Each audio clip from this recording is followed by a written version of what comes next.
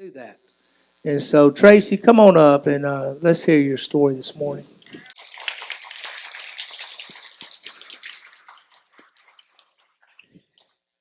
Y'all, I'm extremely nervous, so y'all got to bear with me. Good morning, church. So, to tell my story, I'm going to have to start from the very beginning. My name is Tracy Brown, and I was born in Cincinnati, Ohio. And when I was 3 months old, we moved to Cut Off, Louisiana. I grew up on the bayou, and it's pretty far down south, probably about 60 miles southeast of New Orleans. I like to say that's where the real Cajuns live. My childhood growing up there was the best, and I couldn't have asked for a better one. My mom was a very hands-on mom. She had her hands in every school function or fundraiser. I was in Brownies and Girl Scouts, and she was the leader at every stage that I went through. Growing up in the 80s, when neighborhoods had cookouts and street parties, my mom was at the center of it all. Little did I know it was a sign of what was to come. As I look back on it now, I can see her need to control everything.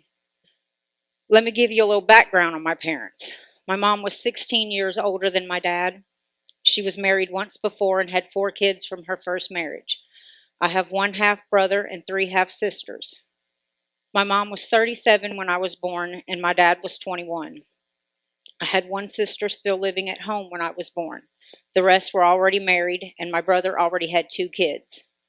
When I was around 10 or 11, my grandpa on my dad's side had a heart attack, and we left Louisiana and went back to Cincinnati.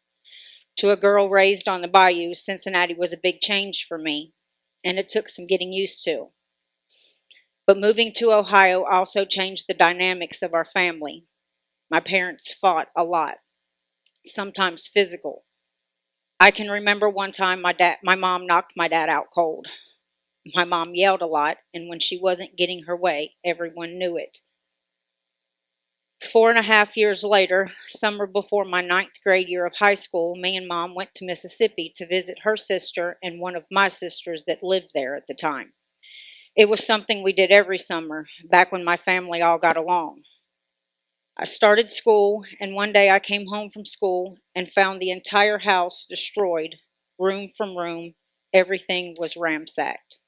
The only room in the house that was untouched was my room. I didn't have to ask to know what happened. My mother's temper is what happened. I just started cleaning up the mess. She eventually came out of her room to help in the cleanup, and I asked her where my dad was, and she said, "Gone." I threw him out.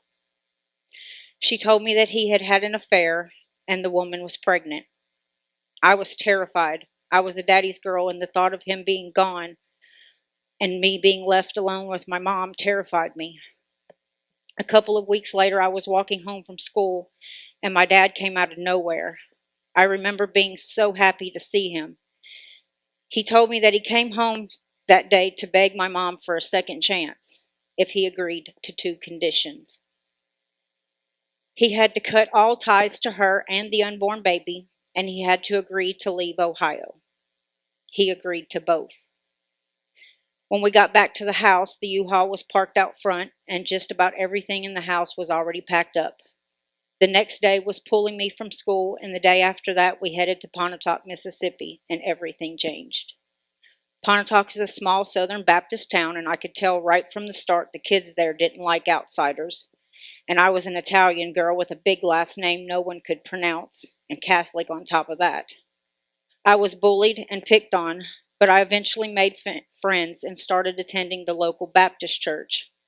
I was saved and baptized because they told me if I wasn't, I would go to hell. That terrified me, so I did it.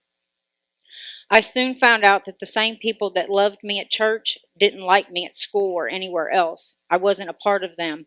I was an outsider, the Yankee as they like to call me. And by the time I hit 10th grade, I quit going to church, found new friends, and started smoking weed, drinking, and doing all the things that teenagers did at that time. My mom hated my new friends, and I guess that's about the time our relationship really started to change. The older I got, the worse it got. I even tried to drop out of school my senior year, but my mom told me I would graduate if she had to drag me to school every day. As long as I was under her roof, I would live by her rules. I did graduate summer of 94, and by Christmas of 94, I was pregnant with my first baby. Mom was not happy, and she really didn't like baby daddy either. My son was born in September of 95, and in December I married his dad. My mother planned the whole thing because she had to control everything. About a year after my son was born, my husband joined the Navy, and after boot camp, he was stationed in Connecticut for school.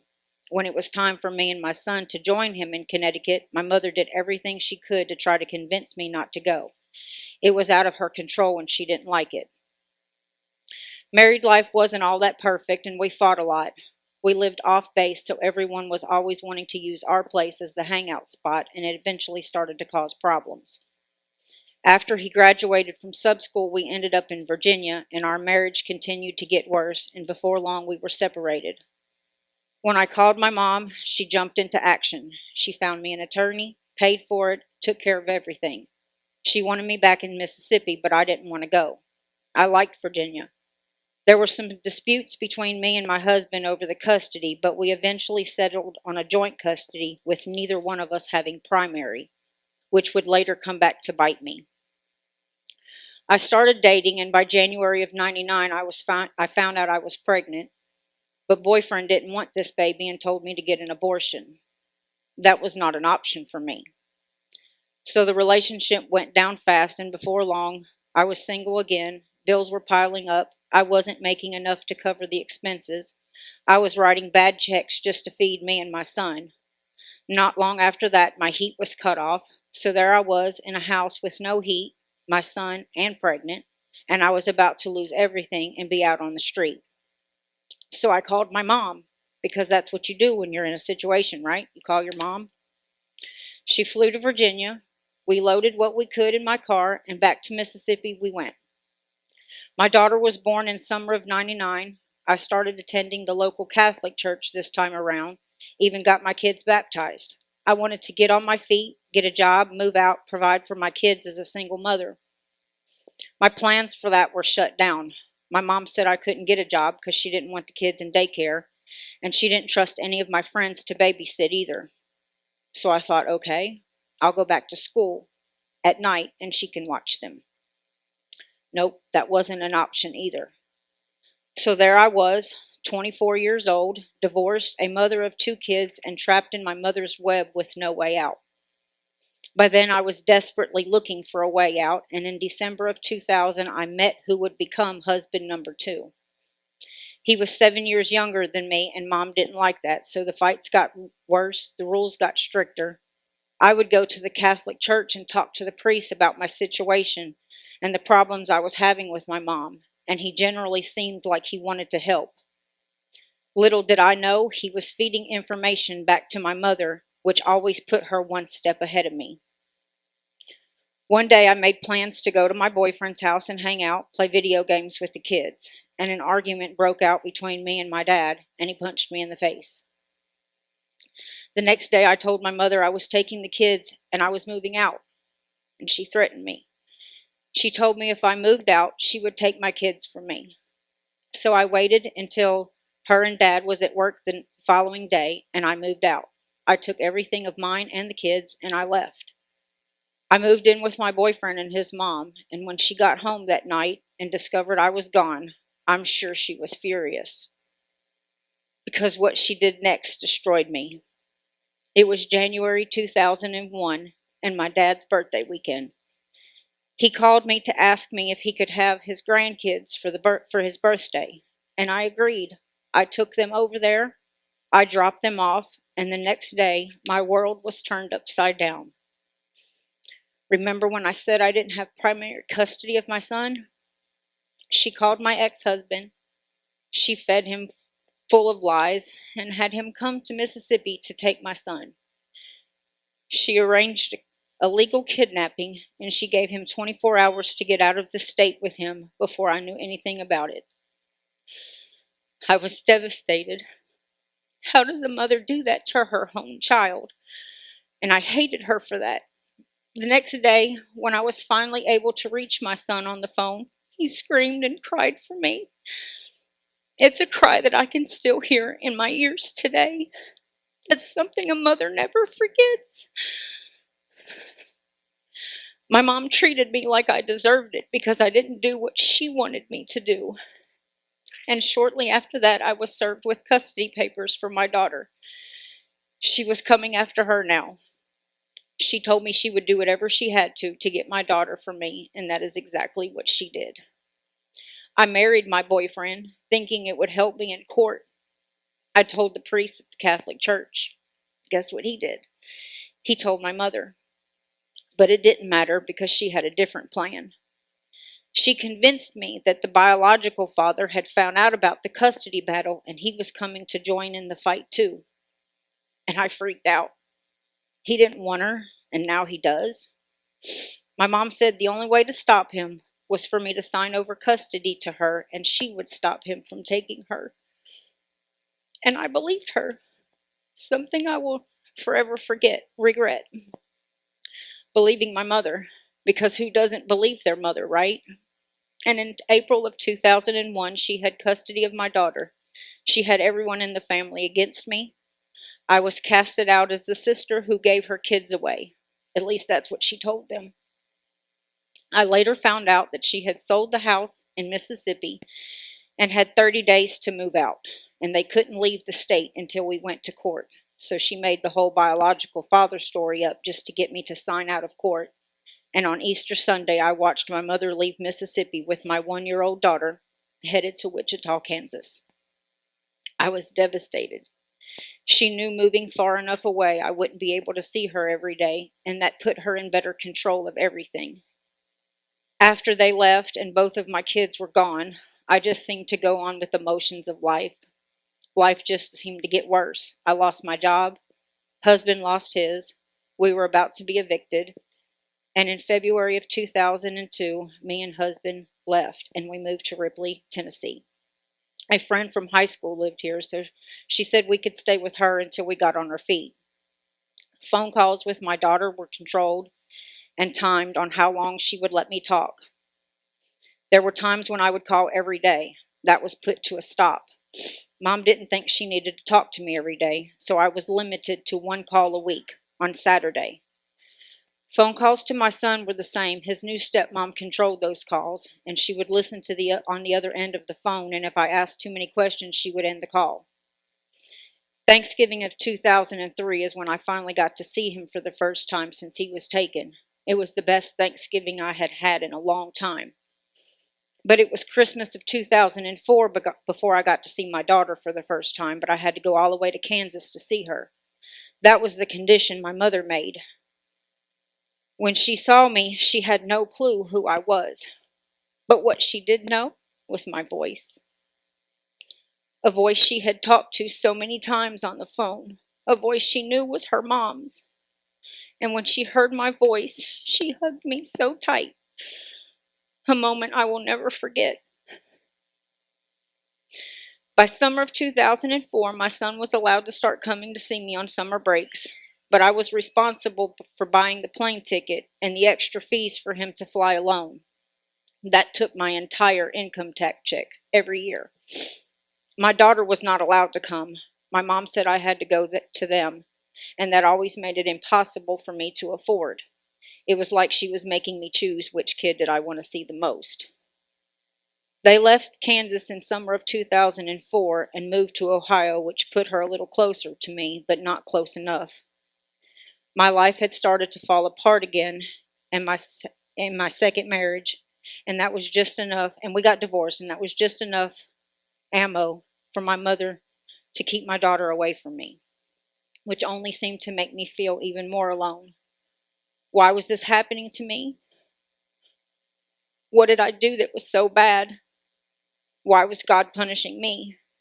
Why did my mother hate me so much? These were questions that were always on my mind. And just when I thought my life could get no worse, I find myself homeless again. So I moved in with an elderly couple, and in doing so, I got into a relationship with their grandson that turned into something so toxic. He used me, stole from me, said some of the most hateful things to me. Then he would throw me out. I'd have to crash at a friend's house. Then he would manipulate me to bring me back in, and the cycle would continue.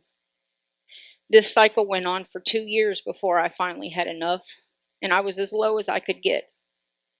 I hated my life. How did it get so messed up? I lost my job, was living off of a friend, and was at a pretty low point in my life when God decided to bless me and I won the lottery. $50,000 on a $2 jumbo bucks. A few weeks later, I went back to Mississippi. I still can't figure out why in the world I did that. When my mother found out how much money I won, she immediately started asking for money and used the fact that she had my daughter to get it. I sent them several thousand, but it was never enough. She asked for more.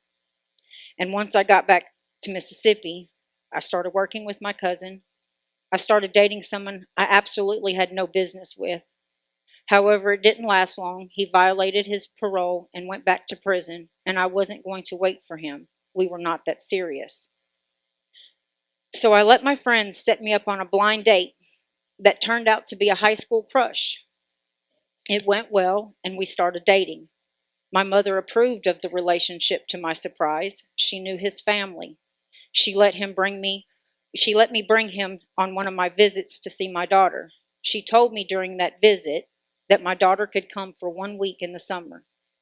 And for the very first time in a long time, I had both of my kids at the same time. In summer of 2009, I used what was left of my lottery winnings and we got married. Both of my kids were there, a part of the ceremony. My mom and dad were there, and it was nice. I was very happy that day. That day. That marriage came with a price. Yes, it got me visits with my daughter, and the bridge between me and my mother was finally being worked on. But my new husband turned into an abusive husband. He was mean. He was verbally and emotionally and mentally and visually abusive. His goal every day was to either make me cry or throw up. And if he could do both, well, home run for him. I could see the laughter in his eyes when he succeeded. He was absolutely disgusting at times. And my kids hated him. My son the most. He saw firsthand the abuse he put me through. How is it that I always end up in these toxic relationships? It's becoming a pattern, and I just didn't understand how my life got so messed up. Would I ever be loved? And how could I? I'm a mother that lost both her kids to a controlling mother. But to people who don't know me, I must be a terrible mom if I lost my kids. I blamed my mother for everything that was wrong in my life. She destroyed me. I'm broken because of what she put me through. It's something that I still to this day battle. And all I ever wanted was love, and all I ever got was toxic love. The abuse with my husband continued to get worse. I wasn't eating or sleeping, and I dropped down to 86 pounds. I was not healthy. I wanted out, but if I left, what would that do with my visits with my daughter? So I took a chance, and I called my mom, and I told her what was happening in my marriage. I was surprised when she told me to get out and that it would not affect my visits with my daughter. That was the last conversation I had with her. 2 weeks later, on September 1st, 2010, she died from a brain aneurysm, and my world crashed. I had a roller coaster of emotions after she died. I loved her and hated her at the same time. And when she died, it crushed me because I knew I was never going to get the chance to fix what was broken between us. All of that died with her. And on the day of her funeral, I forgave her for all that I blamed her for. I had to let it go or it would consume me the rest of my life. When I returned home from the funeral, my husband was nowhere to be found. His text message just said, "I'll be home later." Several hours later, around midnight, I heard the truck pull in the driveway, but I never heard the door. So I got up to look out the window. The interior light showed the whole scene. My husband was smoking meth with his best friend. Made sense why he was so mean. I watched for a while and then went back to bed. The next day, I started making phone calls to my friends in Ripley. I was going to do the last thing my mother told me to do, and that was leave him. And by October of 2010, I was back in Ripley living with friends. I got a job, found a place to live, and was trying to get to a normal life. But every time I turned around, all I found was toxic relationships. They used me, got what they wanted, and then would throw me out like yesterday's trash. It was a never ending cycle that I just couldn't seem to get out of. And then one day, I met someone that seemed to have it all together: polite, soft spoken, didn't drink, smoke, or cuss, had a truck driving job of 17 years to top it all off, and was the son of a Baptist preacher. Good catch, right? I sure thought so. He treated me like a queen, spoiled me, spent lots of money on me. Anything I wanted, all I had to do was ask. Definitely a change from what I was used to. The only downside was he lived in Jackson, and with his work schedule and mine, it was hard to see him. But we made it work. Because he was the son of a preacher, he would often tell me I need to be in church. But with the experiences I had with church, Catholic and Baptist, I was in no hurry to look for one. So when he would bring it up, I would just brush it off and say, okay. Our relationship was growing, and I was falling more and more in love with him. He just was so good to me. So when he pushed the church issue again, I started asking people at my job, where did they go to church?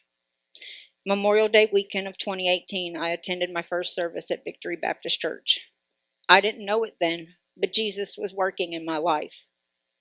A few months later, I got my job at American Greetings, and life really seemed to be changing for the better. Time went on, and I wanted to move the relationship forward, but there were always a hesitation from him that I didn't understand. And one weekend, it all came crushing down. He was married, and I was devastated when I found out. His wife found my phone number in his phone, and she started blowing me up. He was texting me, telling me not to answer, and I was just numb. How could this be happening to me? That Sunday, I came to church crying my eyes out, and after the service, I talked to Brother Wade about it in his office. I cried, and I cried even more when I got home. I was a total wreck. I really thought that I had found someone who would be good to me, and it turns out I can't have him. He doesn't belong to me, and he never did. 2 weeks later, he had a burner phone and contacted me. He wasn't going to let me go. He used a story in the Bible, and I'm not sure which one, but he used it to justify our relationship. He was really good at that. He knew the Bible well, and he knew I didn't. And no matter what I said to say our relationship was wrong, he would justify it with a Bible story. I know now he was a narcissist. He manipulated me in so many ways. He would tell me things like, I need your mind. I need you to believe what I believe. He changed the way I spoke, dressed, and even how I wore my hair. I became two different people. The one I had to be around him, and me when I was with my friends. It became such a job that it mentally was wearing me down, and it never failed. I would come to church on Sunday and listen to Brother Wade, and I would hear Jesus in my ear. He's talking about you. And all I could do was drop my head in shame because I knew he was talking about me. And Jesus was going to make sure I heard it too, because it happened every Sunday. I would hear, he's talking about you. I would tell my friends, I can't do this anymore. I got to end it. But as soon as I was around him, it was like kryptonite. I couldn't do anything. I felt weak and powerless. It got so bad that I stopped coming to church for about 6 months. Some of you may remember when I stopped coming. I was in so much shame of what I had gotten myself into, and I didn't know how to get out. I felt like his hold on me was unbreakable. So I pushed Jesus away instead and stopped coming to church. But just because I pushed him away didn't stop him, because he found other ways to send me messages. Like on Sunday nights when I wasn't in church, Brother Wade would message me and tell me he loved me and missed me in church. Miss Deb would do the same thing sometimes. They always made me cry. I missed being here, but I was stuck and ashamed. I knew Jesus loved me. That wasn't the question anymore. I just didn't know how to get to where he wanted me to be. So as my situation got worse, I started to pray. I would literally cry to Jesus on my hands and knees in my living room floor, begging him to take this man out of my life. I couldn't do this. Please take him away. That prayer never worked. This man just wouldn't stop. So I prayed a different prayer. Jesus, take his desire to be with me away. Something, anything, nothing. And then it hit me one day. This was something Jesus needed me to do myself. I needed to be strong. So I started praying for strength. Strength to look this man in his face and tell him off, and I wanted out. It didn't take long after that, because one day we were sitting in my car on his lunch break, and he said something, and I could feel the strength in me building up. I knew it was Jesus. So I looked at him and I said, I can't do this anymore. I'm tired. I'm stressed out. I don't want to do this anymore. Y'all, he looked at me and said very calmly, you're upset and you're about to go to work. And I don't want you to be upset when you go to work. So let's talk about this another day. I was confused. Did I miss something? I let it go that day. 2 weeks later, October 17th, 2022, we were sitting in my car on his lunch break, and I had this feeling something was going to happen, and it did. He said something to me, and my face did this. And he said, Tracy, if you don't want to be in this relationship anymore, all you have to do is say so. And I instantly heard Jesus say, make it count.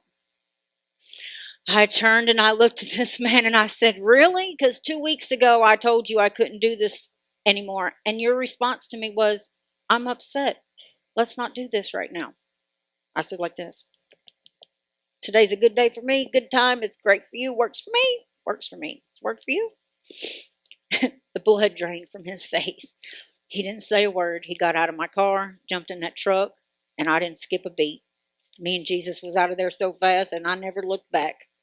And by the time I made it to work, I was so happy and so relieved, and I felt so free. And I thanked Jesus, I probably 1,000 times for the strength he gave me in that moment.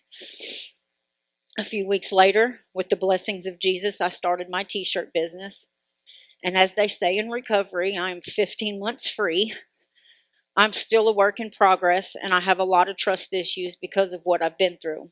But one thing I know for sure, I can definitely trust Jesus. He's been my rock since he led me to Victory Baptist.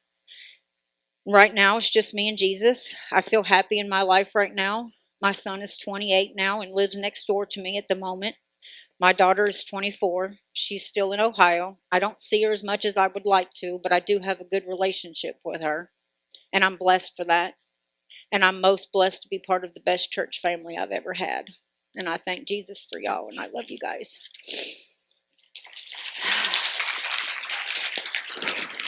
You know, that's hard. That's so hard. It's so hard to tell the truth, isn't it? So hard to admit things that you try to keep it secret, you know? You just don't ever want anybody to know all that.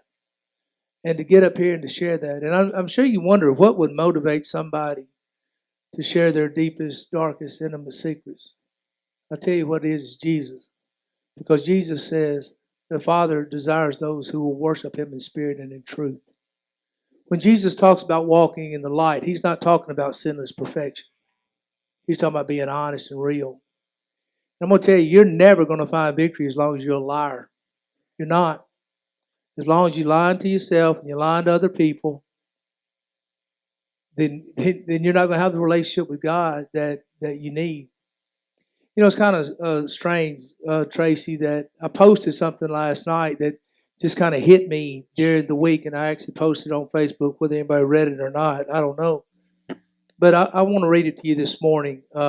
Repeatedly, the Bible urges us to test the spirits, to discern the devil's schemes, to remain watchful and vigilant, recognizing we have an adversary determined to bring about our downfall and destruction. The Bible cautions us that Satan, in guise, adorns himself as an angel of light. He doesn't allure us with unattainable desires, but he preys on our deepest cravings. He doesn't approach us in repulsiveness, but in breathtaking beauty.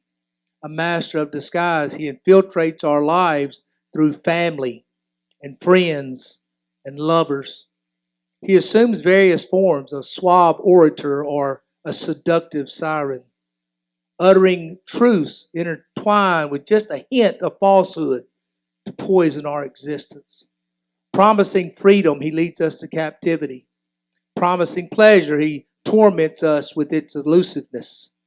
Promising tranquility, he ushers us into the abyss of turmoil and chaos. Satan eagerly offers the good, ensnaring us in a web that impedes us from attaining the best. His supreme allure lies in the tempting us to settle for mediocrity, to compromise. For he comprehends that our compromise, combined with the time lost, will evolve into our eventual, utter annihilation of our life's purpose. And I think that kind of relates to what you talked about this morning, because so many people came to you as an angel of light.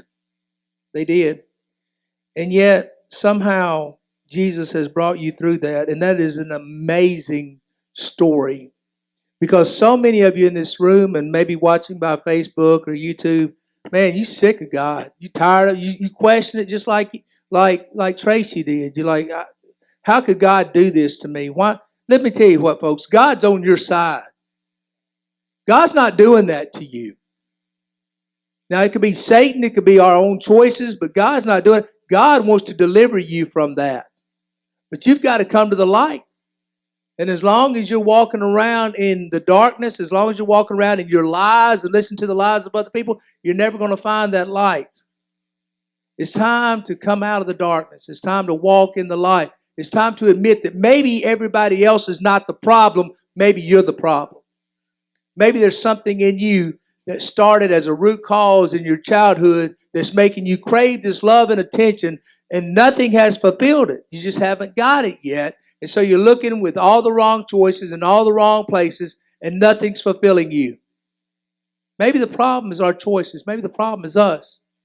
And we want to blame everything else, but you know what? God is on your side. God is on your side. And we may be afraid of hell, and like Tracy said, I understand that, because I was first baptized because I was in a Baptist church that also talked a lot about hell, and I was afraid of going to hell. And I do believe that hell's real. But let me tell you what, folks, fear does not motivate you to change. It doesn't. Fear does not motivate you. How many of you found a lump under your arm one time and went, I will never do this again, or I'll never do that again? Or maybe you had this cough and you've been smoking, I'll never smoke again. And you made all these promises. And as soon as that problem went away, you got right back into the same thing you was into, because fear doesn't motivate you long. Let me tell you what does motivate you. When you truly find the love and the grace of God. When you truly understand that. When you truly find that, you change forever. When you truly recognize, and I want you to hear me, God's on my side. God's on my side. And God loves me. And I'm special in His sight. And I surrender my life to that. And when you do that, you can understand that God will make a change in your heart and in your life. We're going to have an invitation. Now I'm going to ask Brother Philip to come on up. And I'm going to ask you to stand with me this morning. We're going to have an invitation this morning. Tracy, that was an unbelievable, real, honest, truthful, gut-wrenching testimony. And I appreciate you sharing that so much. This morning is your time to let God love you. It starts by just stepping out and saying, look, here it is, God. I'm messed up. I'm messed up. And I want you, God, to just forgive me. And I want you to just work in me. And I want to feel your presence. And I want to feel your love in my life. Right now, it can begin. Won't you come as we sing?